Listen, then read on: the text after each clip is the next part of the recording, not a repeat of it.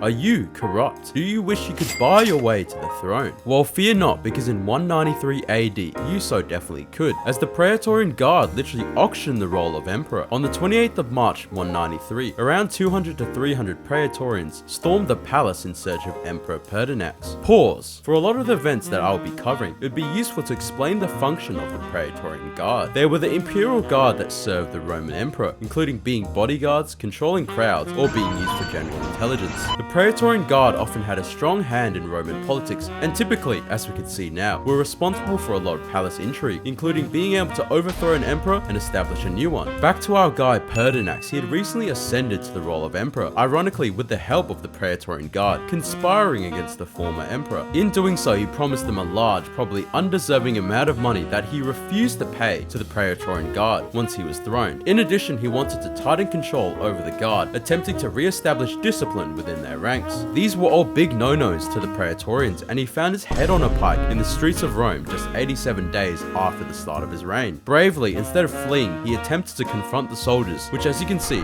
failed. Now that the Praetorian Guard were in control of the empire, they still needed that cash that Pertinax promised them. They announced to the empire that the throne was to be sold to the man who bid the highest amount. Pertinax's father-in-law, Titus, began making offers for the throne. At this time, a successful Roman commander, Didius Julianus, arrived at the Praetorian camp, but was denied entry. However, this didn't stop the hustle, as Julianus shouted out offers from outside the camp. The Praetorians could not ignore the coinage of this fella, and once Titus's final offer was outbid, they threw the gates of the camp open and declared Didius Julianus the new emperor. Then the Praetorian Guard did the typical thing and went to the Senate, poked a bunch of spears at them, and forced them to declare Julianus emperor. Once he was emperor, he did the not so good emperor thing of reversing monetary reforms that were otherwise good, devaluing the Roman currency in order to actually pay back the Praetorian Guard. The public obviously didn't like this rich fella, and whenever he appeared in public, it wasn't met with such celebration. One time they even pelted him with stones on the way to the palace. People were really mad to the point that many influential Roman generals, 3 to be exact, refused his authority and began acting in open rebellion.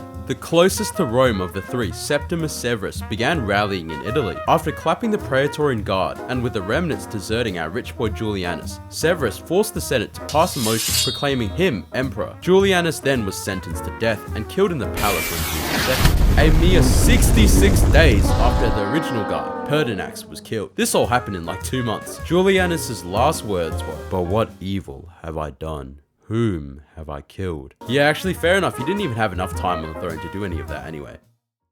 Now imagine, if you will, that you're Emperor Caligula in 40 AD. Probably the strangest feeling, right? Ignore the fact that you're known to have conversations with the moon at night. Let's put your feet in his shoes. You want Britannia. Your father and predecessors always had a glorious conquest in their reigns. Britannia should be yours. All the British people are just waiting for it. So then you ask your army, let's do it. Oh no, they didn't like that at all, and you never left on your conquest. And you're thinking to yourself, so I just asked my army to cross the channel on a grand invasion of Britannia, but they all mutinied instead. What should you do? A, force your army to wage war with the literal ocean instead. Actually, there are no other options. You're going with A. So then Caligula did just that. It's debated what his intentions here were even, or if it even happened to this extent. It could have been blown out of proportion by future Roman historians that didn't like him, but I like to imagine that he actually did order his soldiers to just walk up to the shoreline and start stabbing the water. One theory suggests that this was simply to humiliate the legions for not following his orders and bringing random ass seashells home instead of the heads of Britannian men. Let's skip forward a year. Oh, you've just been assassinated by the Praetorians.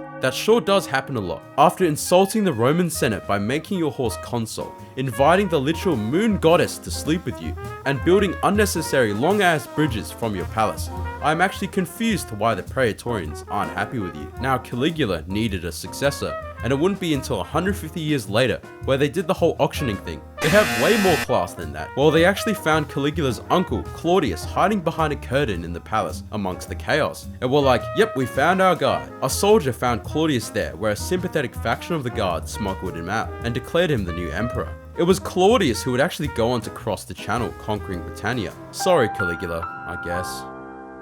Now this next story is quite insane, but it needs to be taken with a grain of salt, as the people writing about him didn't really fancy the guy. This was about the young Roman Emperor Elagabulus, who probably had the worst PR team of all time. Cassius Dio, a Roman historian and senator, wrote about the boy being an extremely degenerate and deranged leader who ruled on pure hedonism. He would claim that Elagabulus Elagabalus. He would claim that Elagabalus had open relationships with other men, most notably Heracles, the former slave. In addition, he would also claim that the emperor would deliberately arrange moments where Heracles would discover him having intercourse with other men, in which Heracles would beat him, and that he enjoyed that. Yo, how much do you have to hate a brother in ancient times to call him a homosexual bottom? I don't discriminate though, if he's happy, he's happy. He then goes on to say that he would also go to brothels at night with a wig and offered himself to customers, posing as a lady. Anyways, whatever, Dio here was a conservative senator who despised the emperor, evidently. And it was pretty common for accusing a disliked emperor of femininity and submission to portray them unfit to rule. But the brother or sister, I don't even know which way he leans, don't get me wrong, probably wasn't the ideal ruler at all. He was likely a freaky child emperor who had little respect for Roman customs. He married a Vestal virgin, which was a big proper no-no at the time. His excuse then was that he said the marriage was between their gods, so they could produce godlike children. It would have been sweet if he didn't divorce her a year later. Yikes. Our last tale is a humble one. Throughout the 70 or so Roman emperors that saw the throne, 33 were assassinated, 25 died of natural causes, 6 from suicide, and 5 died in battle, alongside a lot of other very unique deaths on the throne. Pretty grim survival chances on the job, right? Not for my boy Diocletian. Out of all of these Roman emperors, he is notably the only one to peacefully abdicate the throne. On May 1st, 305 AD, he took off the imperial purple and announced he was relinquishing power. He then retired to his palace in Croatia, where he famously spent the rest of his days growing cabbages.